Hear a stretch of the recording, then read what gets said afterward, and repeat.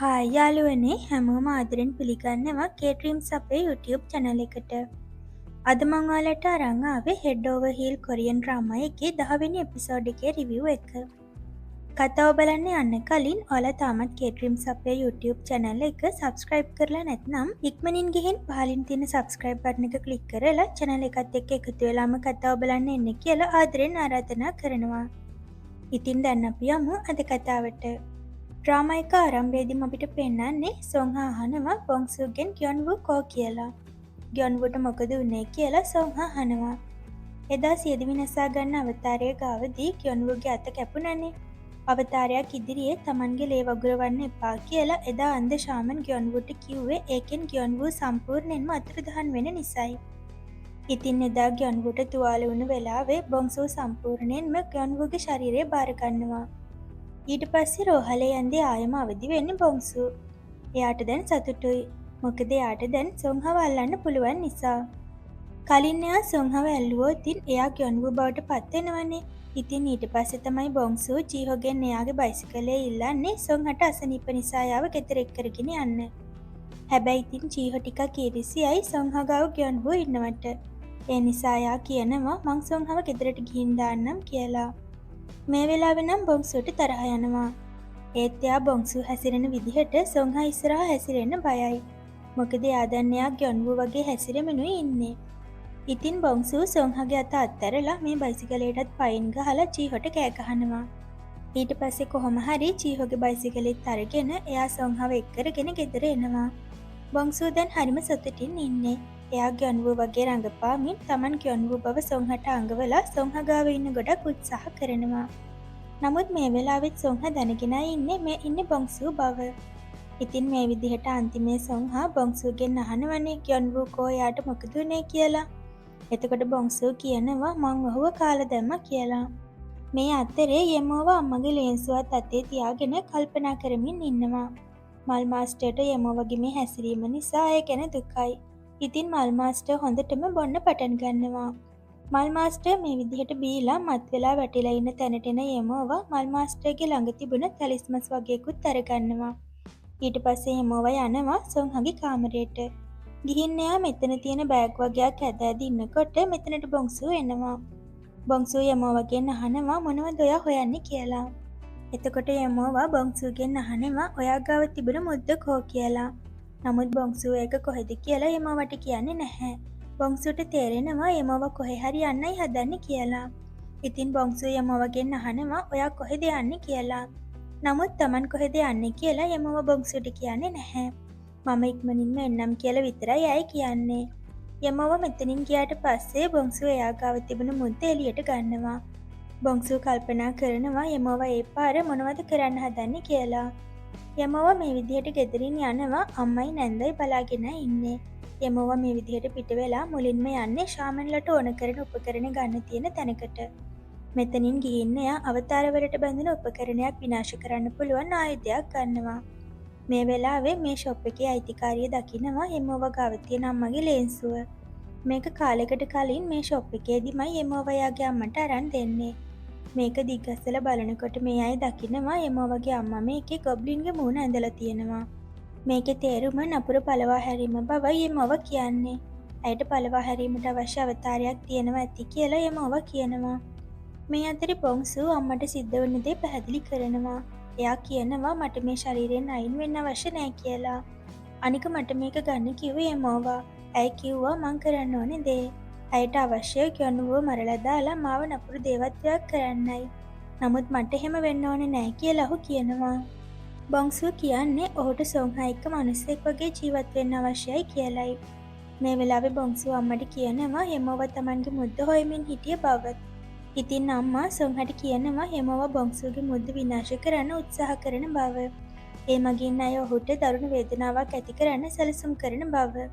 බොන්සු ග්යොන්වුගේ ශරීරය අත්හරින ප්‍රතික්ෂේප කරන නිසා යමෝව ඔහුට බල කරන්නයි හදන්නේ ඔහුට දරුණු වේදනාවක් ඇති කරලා කියලා.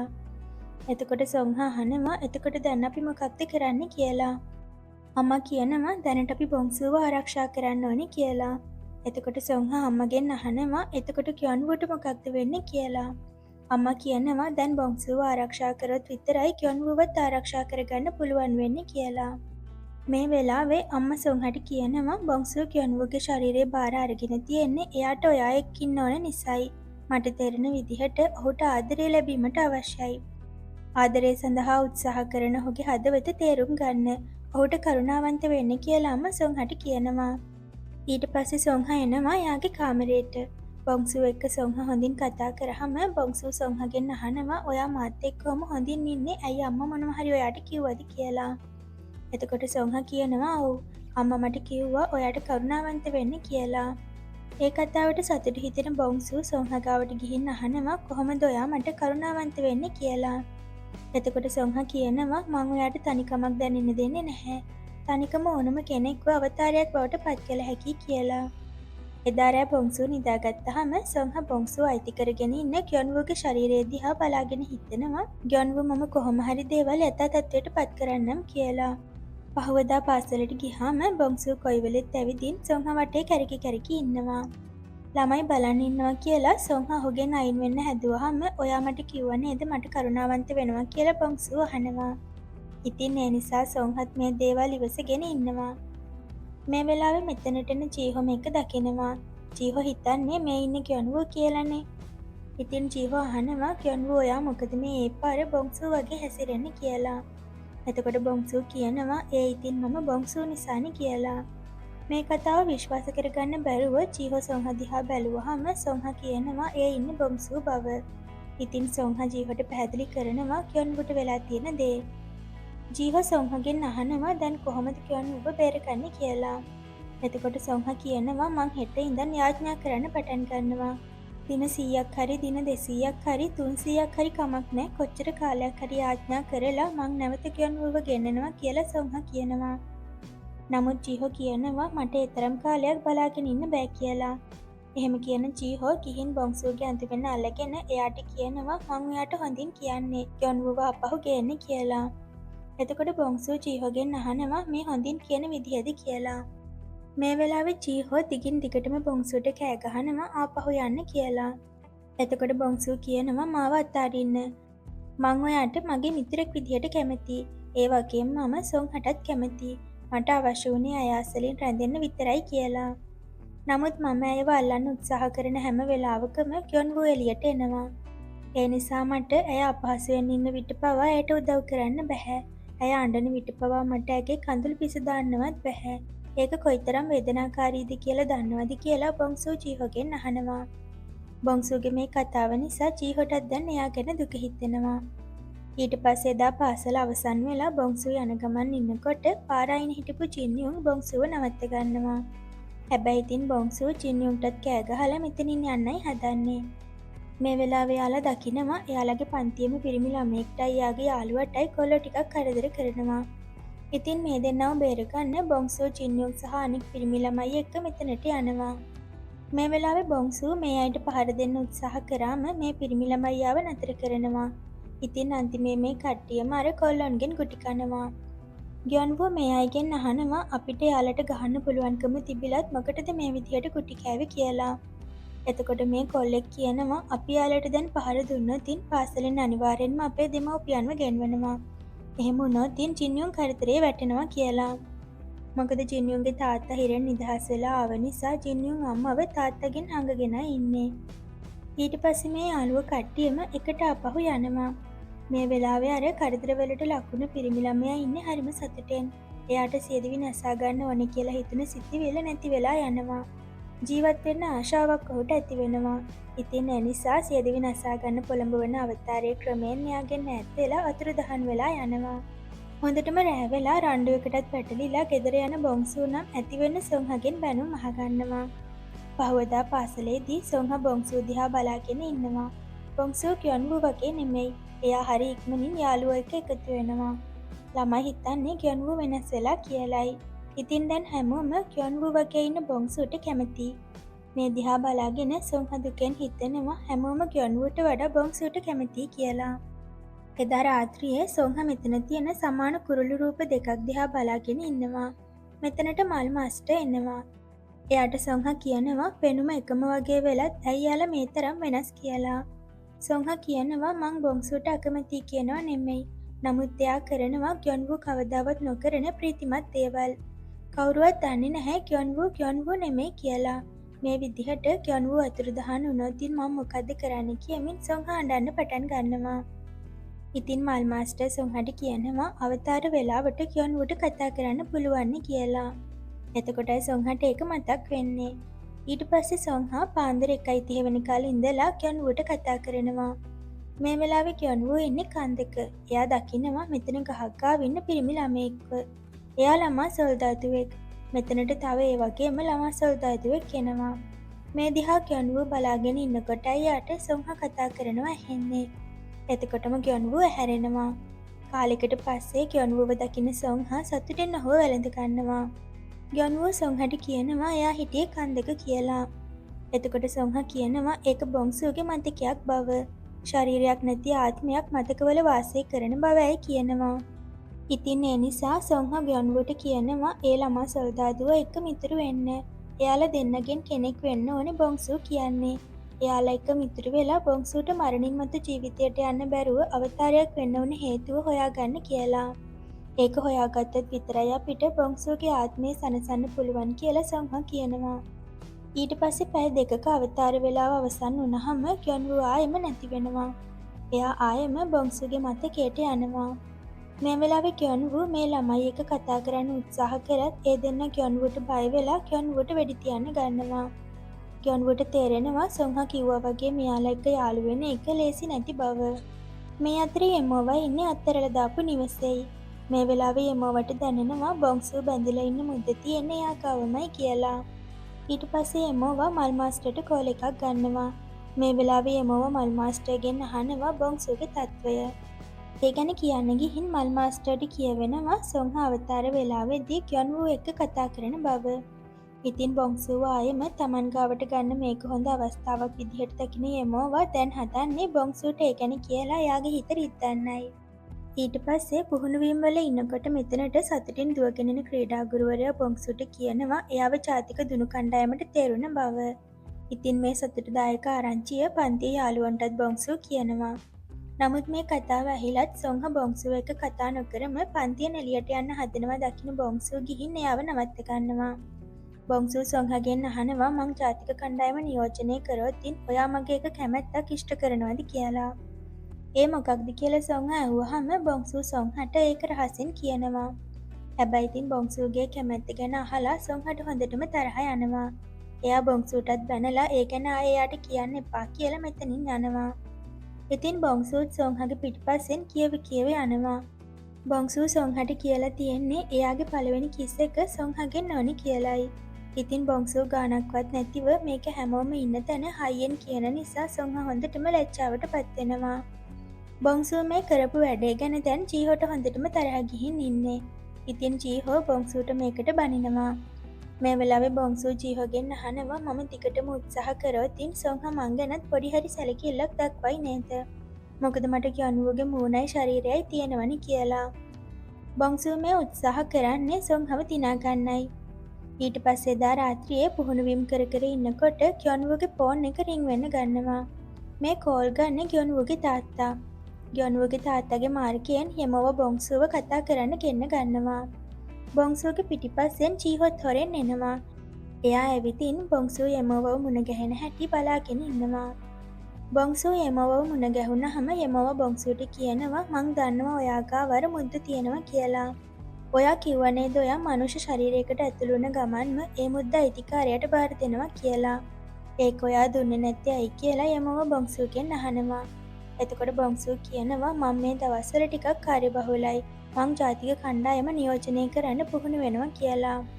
මේ කතාවට hina වෙන යමෝවා මේ වෙලාවේ බොංසුට කියනවා ඔයා දන්නවද සොංහා ග්‍යොන්වුට කතා කරන බව කියලා.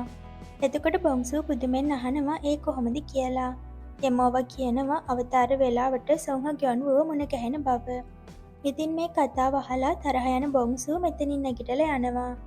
බොංසු මෙතනින් ගියාට පස්සේ යමෝව මල් මාස්ටර්ට කෝල් කරලා කියනවා එයාට තලිස්මස් එකක් හදලා දෙන්න කියලා. බොංසු ආපහු යන්න යනකොට මෙතන ඉන්න පිරිමි ළමයි වගේක් ගේම් එකක් ප්ලේ කරනවා. මේ ගේම් එකේ වෙඩි තියෙන ශබ්දය ඇහුණ විතරයි බොංසුට ඒ ශබ්දය දරාගන්න බැරුව ඔළුව අල්ලගන්නවා. මේ සිදුවීම බොංසුගේ පිටිපස්සෙන් එන යෙමෝව දකිනවා. මේක දකින ජීහෝ ඉක්මනින්ම ඇවිදින් බොංසුව මෙතනින් එක් කරන්න එනවා. එදා රාත්‍රියේ කියොන්වූ අවතාර වෙලාව උදාවෙනකල් නිදාගන්නේ නැහැ. එයාට යෙමෝව තලිස්මස් එකක් දෙනවා. සොංහ කියොන්වුව හමුවෙනවා කියන එක බොංසුටම බලාගන්න කියලා. මේ තලිස්මස් එකේ බලය නිසා කියොන්වුවට අවතාර වෙලාවටවත් එළියට එන්න බැරි වෙනවා. ඒක දන්නේ නෑනේ සොංහා. ඉතින් එයා ඇවිදින් කියොන්වුවට කතා කරනවා. හැබැයි නැගිටින්නේ බොංසු. මේ කියොන්වූ කියලා හිතන සොංහා එයාව වැළඳ ගන්නවා. මේ වෙලාවේ බොංසු ඉන්නේ හොඳටම දුකෙන්. සොංහා බොංසුගෙන් අහනවා කියොන්වූ ඔයා අර ළමා සොල්දාදුව එක්ක මිතුරු වුණාද? ඒ දෙන්නගෙන් බොංසු කියන්නේ කවුද කියලා. අපි ඒ ගැන දැනගන්න ඕනේ. එතකොටයි අපිට බොංසුට මරණින් මතු ජීවිතයට යන්න උදව් කරන්න පුළුවන් කියලා සොංහා කියනවා. මේ කතාව දුකෙන් අහගෙන ඉන්න බොංසු සොංහට ශාමන් කියලා කතා කරාමයි සොංහට තේරෙන්නේ මේ ඉන්නේ කියොන්වූ නෙමෙයි බොංසු කියලා. පහවදා පන්තිය ඉවර වෙලා සොංහා යන්න හදනකොට බොංසු එයාව නතර කරගන්නවා. බොංසු සොංහවත් ඇතිගෙන පන්තියෙන් එළියට යනවා දකින ජීහොත් ඒ පස්සෙන් යනවා. බොංසු සොංහව එක්කරගෙන යන්නේ එක ගල් කුළුණක් ගාවට. මේකේ නම් කොටලා තියෙනවා. බොංසු කියනවා මං හොයපු නම මේකේ තියෙනවා. අර ළමා සොල්දාදුව දෙන්නගෙන් උස එක්කෙනා තමයි මම. අනික් එක්කෙනාගේ නම යොන්බෝ. එයා මැරෙන වෙලාවේ එයාගේ අම්මා යාට දීපු මුද්ද මට දීලා කිව්වා ඒක එයාගේ අම්මට ගිහින් දෙන්න කියලා. නමුත් ඒ මුද්ද ඇයට දෙන්න කලින් මමත් මැරුණා. ඒ කනගාටුව නිසායි මට ඊළඟ ජීවිතයට යන්න බැරි වුණේ කියලා බොංසු කියනවා. එහෙම කියන බොංසු මේ මුද්ද මෙතන වලදානවා. ඊට පස්සේ කියනවා දැන් මගේ කනගාටුව ඉවරයි. ඒ නිසා දැන් ඉඳන් මං බේකියොන්වූ විදිහට දිගටම ජීවත් වෙනවා කියලා. එතකොට සොංහා අහනවා එතකොට කියොන්වූට මොකක්ද වෙන්නේ කියලා. බොංසු කියනවා කොහොමද දැන් එයා අවතාර වෙලාවට විතරක් එළියට එන්න පුළුවන් අවතාරයක් වෙලා ඉවරයි කියලා. මෙහෙම කියන බොංසු සොංහවත් ඇදගෙන මෙතනින් යන්න හදනකොට ජීහෝ බොංසුව පැත්තකට කරලා සොංහව යාගාවට ගන්නේ ඇයට රිදෙනවා කියමින්. එතකොට බොංසුව දුකෙන් කියනවා මටත් රිදෙනවා කියලා. ඊට පස්සේ අපිට පෙන්නන්නේ යෙමෝව යනවා මල් මාස්ටර්ගෙන් අර හදන්න කිව්ව තලිස්මස් එක ගන්න. නමුත් මල් මාස්ටර් මේ ගැන අම්මට කියලා. මෙතනට අම්මයි අන්ද ශාමනුයි එනවා. එයාලා යෙමෝවව පුටුවකට තියලා බඳිනවා. අම්මා යෙමෝවට කියනවා මං දැනගෙන හිටියා ඔයා මේ දේවල් නවත්තන්නේ නෑ කියලා. ඒ නිසා මං ඔයාගේ ශාමන් බලය නැති කරනවා කියලා. එහෙම කියන අම්මා යෙමෝවගේ නළලට තලිස්මස් තියලා ඇයව බල රහිත කරනවා. මේ සිදුවීමෙන් පස්සේ යෙමෝව දුකෙන් අඬමින් පාරක් ගාව ඉඳගෙන ඉන්නකොට එයා දකිනවා අර දරුවා මිය ගිය මව. එයා ගාව ඉන්න දරුවගේ ආත්මය බැඳිලා ඉන්න බෝනික්කව යෙමෝව දකිනවා. ඉතින් යෙමෝවා මේ බෝනික්කව අරගෙන යන්නේ ඔයා මට බැඳුණු නපුරු ආත්මය අයින් කළත් මට ඒ තැනට වෙන අවතාරයක් ප්‍රතිස්ථාපනය කරන්න පුළුවන් කියමිනුයි. එදා රාත්‍රියේ මෙතනට එනවා ජීහෝ. ජීහෝ යෙමෝවගෙන් අහනවා ඇත්තටම කියොන්වුව නැවත ගෙන්වන්න බැරිද කියලා. ඉතින් ජීහෝගෙන් ප්‍රයෝජනයක් ගන්න හිතන යෙමෝවා ඔහුට කියනවා එක ක්‍රමයක් තියෙනවා. ඔයාට පුළුවන් නම් මට බොංසුගේ මුද්ද ගෙනත් දෙන්න කියලා. පහුවදා පාසලට ගිහාම ජීහෝ දකිනවා බොංසු සොංහට කෑ ගහනවා. බොංසු දුනු ක්‍රීඩාවෙන් අයින් වෙලා ජාතික කණ්ඩායමට යාමත් ඔහු ප්‍රතික්ෂේප කරලා. ඔයා කොහොමද මේ විදිහට කියොන්වුගේ දේවල් විනාශ කරන්නේ කියලා සොංහා බොංසුට කෑ ගැහුවාම බොංසුත් කෑ ගහනවා මම තමයි කියොන්වූ. මගේ ජීවිතය ගැන මට ඕන තීරණයක් ගන්න පුළුවන් කියලා. සොංහා බොංසුට බොංසු කියලා කතා කරාම බොංසු කෑ ගහනවා මං කියොන්වූ. ආයෙම මට බොංසු කියන්න එපා. කොහොමත් ඒක මගේ නම නෙමෙයි. ඒක ඔයා මට දාපු නමක් විතරයි කියලා.